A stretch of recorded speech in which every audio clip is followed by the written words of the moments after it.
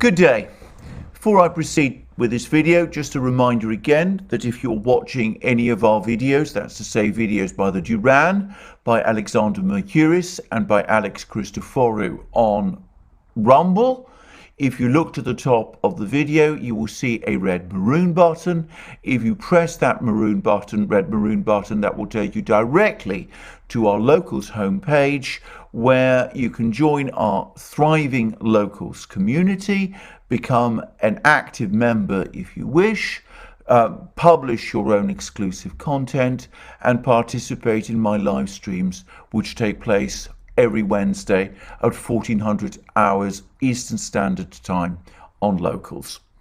Well, today is a further day in this conflict over Ukraine. I'm going to briefly focus today on what I know about the military and diplomatic developments, which continue much as before under a fog of war, making it extremely difficult for any of us outsiders, especially those of us who are not military experts, to get a clear and precise picture of what exactly is happening.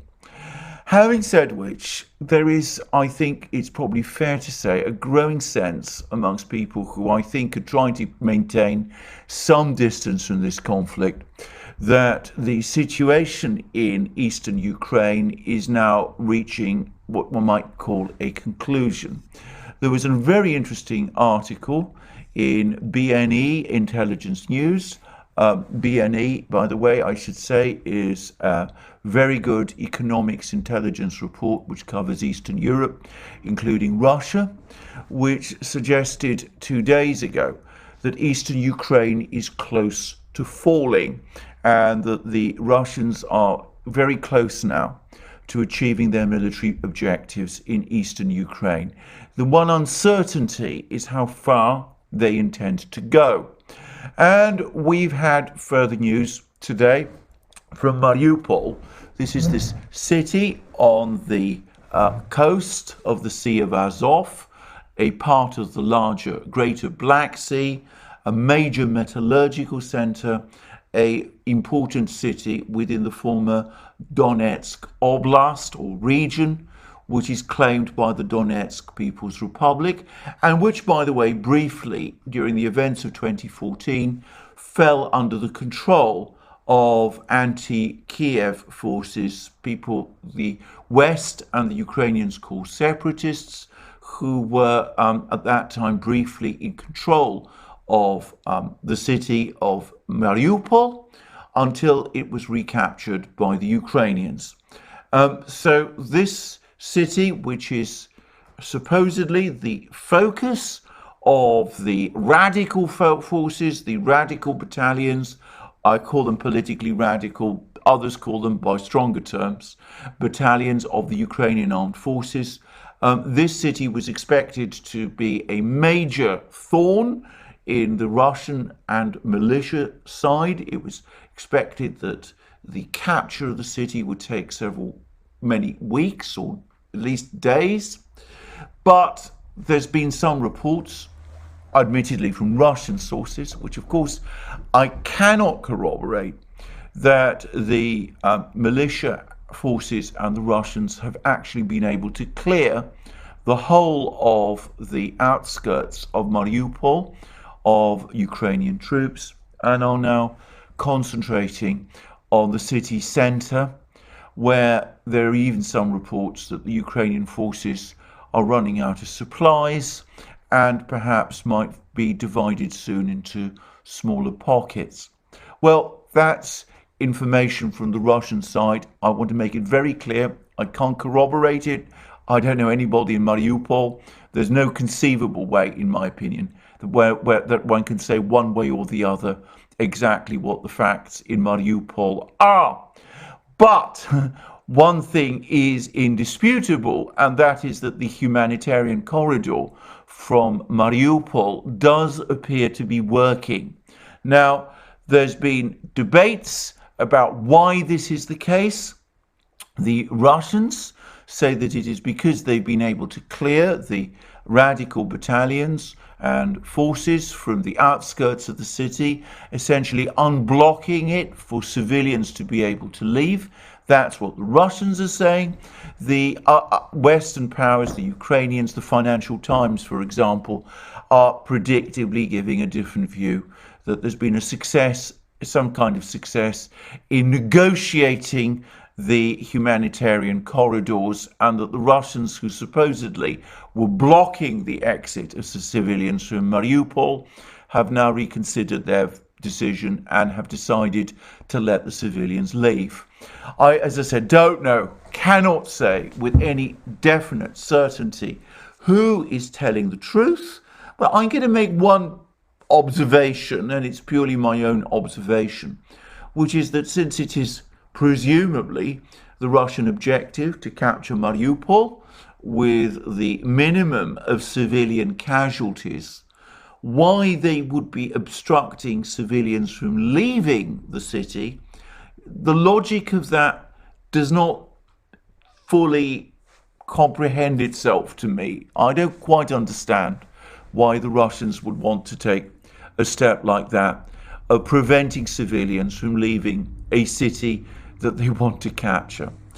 On that topic, the President Putin's press spokesman, Dmitry Peskov, made some rather tart comments today. He made it pretty clear that the Russians are not wavering from the political demands that they're making towards Ukraine, and which I will come to in a moment in the ongoing talks.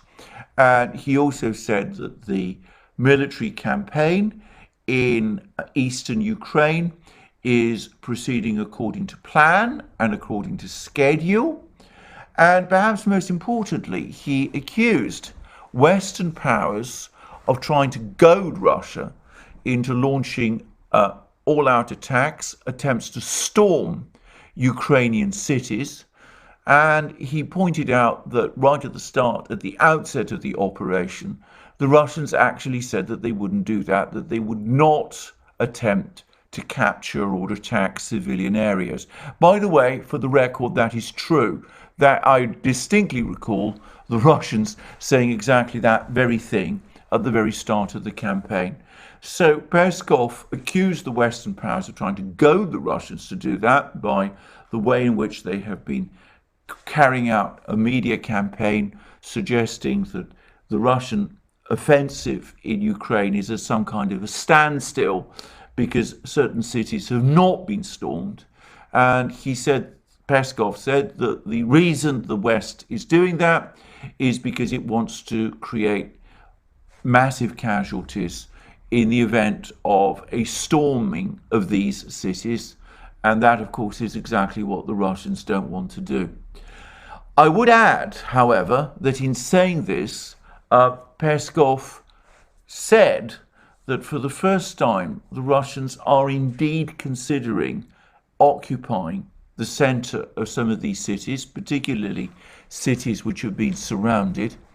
And he sort of suggested that the Russians might be able to drive out the Ukrainians from these cities, the Ukrainian troops, by using precision-guided weapons, which would limit the amount of civilian casualties in those cities. Well, that's what Peskov said. I've no way of knowing one way or the other what the truth is. I will make one observation, by the way, which is that the Russians have made a lot of play about the fact that the Ukrainians are using what the Russians call human shields by not allowing civilian populations to leave cities that have been surrounded. But I have to say that if the Ukrainians are doing that, and I'm not saying they are, by the way, but if they are doing that, they would not be the first to do that. The Soviets, by the way, did much the same thing in certain battles during the Second World War. Some of the cities that the Germans attacked during the Second World War, the Soviets also failed to evacuate, and the fighting in those cities took place with the civilians there. Anyway, that's all I'm going to say about this. I don't think it was ever the Russian plan to try to storm these cities. I think the Russian plan was always to break up the Ukrainian forces in eastern Ukraine, in the Donbass, into penny packets, to encircle them, and gradually to engineer their surrender. And like the writer who's written this article at BNE Intelli-News, I think that they are now very close to achieving that objective. So anyway, that's all I'm going to say about the military affairs. We've also had a lot of diplomacy, and the key thing to understand is that there's basically two big diplomatic initiatives underway. One is the ongoing talks between the Ukrainians and the Russians, which I touched on in my last video. I said that it looks as if step by step, maybe not step by step, millimeter by millimeter, these talks are starting to make a certain amount of progress. It's important to say that as of this moment, there's no talk of a ceasefire, or at least a general ceasefire, and it seems that the focus of the discussions and of the working groups is on trying to negotiate local ceasefires and the opening up of humanitarian corridors. There's not been substantive discussion on the big political issues which are involved in this conflict. But it also seems, and here I take this from somewhere in the British media, I think it was the Financial Times, that the Ukrainians have indicated over the course of the discussions that they are open to the idea of agreeing to some form of neutrality. In other words, they're dropping the idea of Ukraine entering NATO, and that they're also prepared to work towards some form of the Russian goal of demilitarizing Ukraine. Of course, what that means precisely is not exactly clear. I suspect that is open to negotiation. But anyway, there is some evidence that the Ukrainians have indicated a certain willingness towards shifting to the Russian positions on those questions. At the moment, they're holding out on the territorial issues. They're still refusing outright to discuss the status of Crimea or the status of Donbass, of the two regions, the Donetsk and Lugansk regions, which under the aegis of the Donetsk and Lugansk People's Republics, the Russians have now recognized as independent of Ukraine. Anyway, the talks today went on in a virtual format for 5 hours, and they've paused, but they will resume tomorrow. When the Russians and the Ukrainians say they've paused, it doesn't mean anything, actually. Well, all it means, in fact, is that they've exhausted the discussions for today, because the Russians, at least, and to some extent the Ukrainians too, have confirmed that these negotiations are now continuously ongoing, and they're ongoing in a virtual format. So that is interesting. And as I said, it is extremely unusual. It's something that Western governments find very difficult to understand. Western commentators find impossible to understand that you should conduct a military operation and simultaneously negotiate with your opponent. Is something, as I've said many times, that is completely outside the Western playbook. And also, and simultaneously, of course, the fact that these negotiations are taking place, to some extent, is shaping the nature of the Russian military campaign. I am become very tired of reading many of these discussions about why the Russians are pulling their punches, why they're not launching outright saturation bombing, why their air force isn't operating over the skies of Ukraine on a round-the-clock basis. There's been all sorts of reasons and theories and speculations and guesses as to why that might be so. In my opinion, there is a very straightforward explanation to this. It's one that is blindingly obvious and is staring everyone in the face. And that is that the Russians are not taking that step because it would undercut their objective of trying to achieve a settlement of the conflict in Ukraine through negotiations. They want the government in Kiev to survive in some form so that they can strike a deal with it, a deal to achieve their underlying objectives, which are not the occupation of Ukraine, or so they say, but rather its demilitarization, its de-radicalization, and its long-term commitment to neutrality. Only if the Russians conclude that these negotiations are not going to lead anywhere, that the Ukrainians are playing for time, only then will they, in my opinion, start to act in a more ruthless way. So that, I think, explains many of the reasons for the constrained way in which the Russians are proceeding. But it's not so constrained as to prevent the Russians from capturing places like Mariupol, which looks like is very likely, and from breaking up the Ukrainian forces in eastern Ukraine, dividing them up in penny packets and working towards the total elimination of the Ukrainian forces in eastern Ukraine. That, at least, is how the situation looks to me. People in the West are so habituated to the concept of war as total war that the concept of war as an extension of diplomacy, Clausewitz style, is not something, in my opinion, that they very well understand. Anyway, that's the one diplomatic track. We will see where it leads. I'm going to make a guess, and this is a pure guess. I think that this is probably, the Russians are probably going to wait this out for about another week. If within a week there's little substantive process being made on the political issues, if the Russians get the sense that the Ukrainians are spinning things out, then things will start to become increasingly harsher. But at that point, I would add that it's likely that the Ukrainian position in eastern Ukraine will be close to collapse. And of course, it will be easier at that point for the Russians to take a harsher approach without perhaps resorting to some of the enormous battles and carpet bombings that some people are talking about. Anyway, that seems to be the position with the negotiations. The other side is the diplomatic front involving various countries. And it's been very interesting to see that there are basically three levels at which diplomacy is taking place.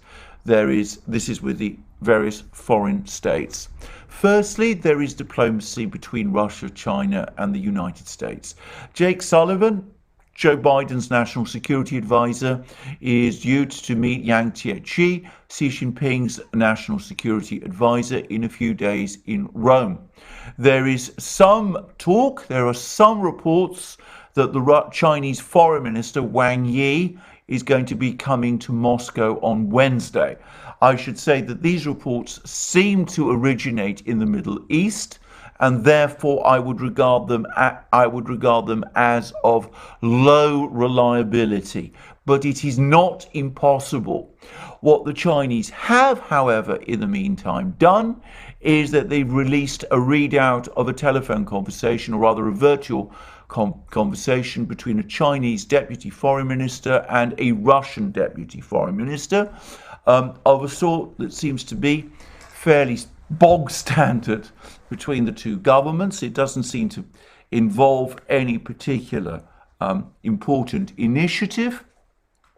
I think the importance of publishing, the reason the Chinese have published this rather bland readout, is because it speaks again about the Chinese-Russian strategic partnership of cooperation for a new era, in a way that I think is intended to show to the world that all the talk that there is some kind of tension between China and Russia over the Ukraine conflict is simply wrong. And if Wang Yi does indeed come to Moscow on Wednesday. I suspect that will be the purpose of his visit, to reassure the Russians of Chinese solidarity, or at least the solidity of this strategic partnership.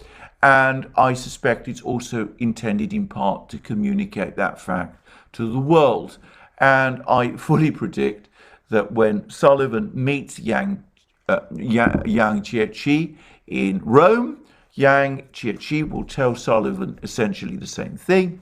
And Yang Jiechi will also tell Sullivan that if the United States is interested or is going to start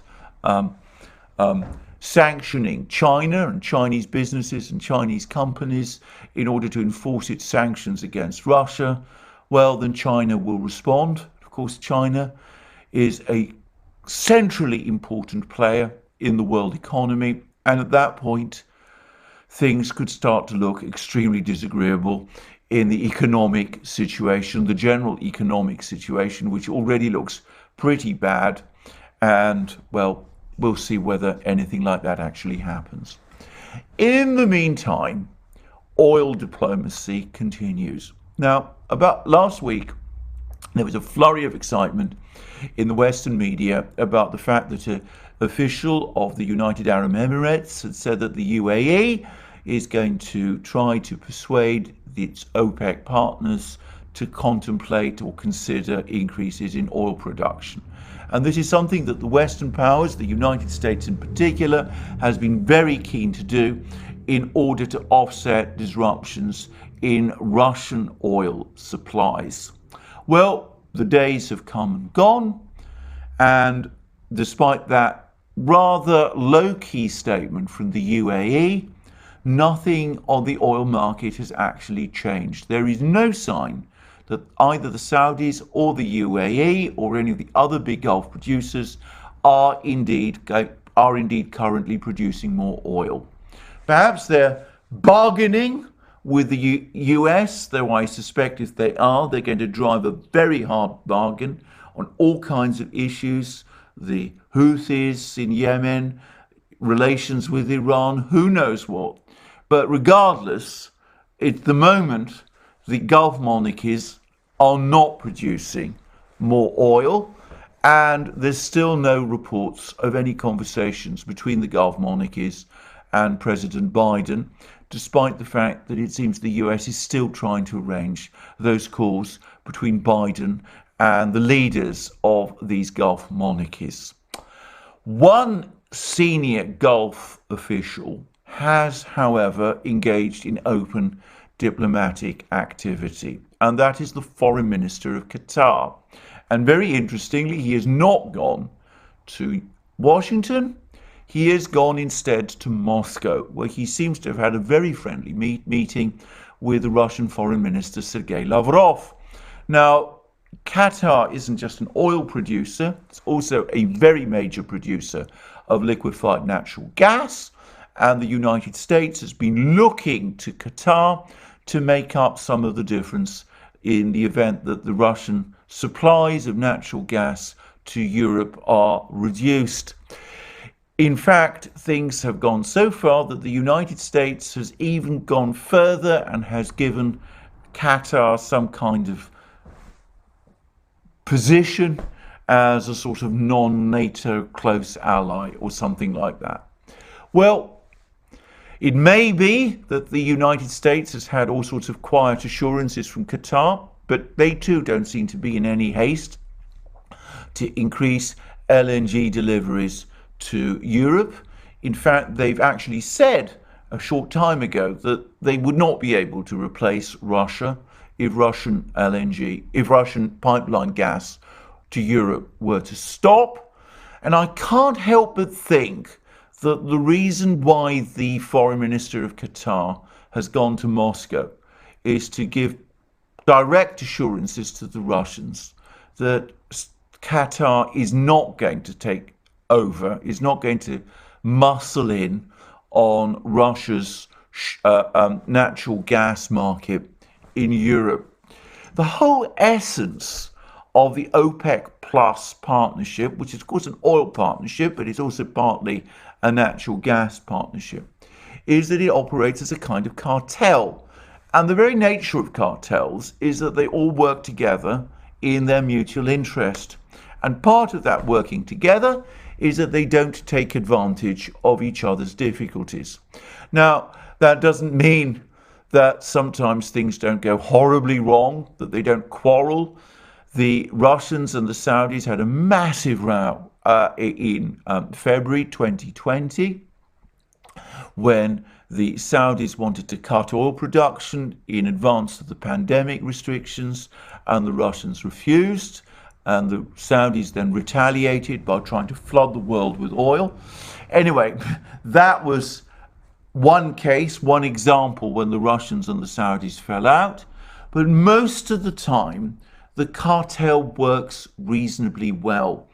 And the Gulf members of the cartel at the moment enjoy good relations with Russia, and for that reason they don't seem to be too keen to disrupt the operation of the cartel. Besides, from an economic point of view, why would they? The disruptions in the oil and gas market have raised the price of energy, which is their primary export, with the result that the Saudis, the Emiratis, the Qataris, all of them are absolutely flooded with cash. Why would they want that train of cash to stop? So I think, for the moment at least, that the Gulf monarchies, obviously, they're cold-blooded people, they make commercial decisions, they may change their decisions from one moment to the next. But I think for the moment, they're sticking by their OPEC plus cartel arrangement with Russia. And it's notable that several of their leaders have been willing to speak to President Putin directly. And as I said, the foreign minister of Qatar came to Moscow, and he's just had this meeting with Lavrov.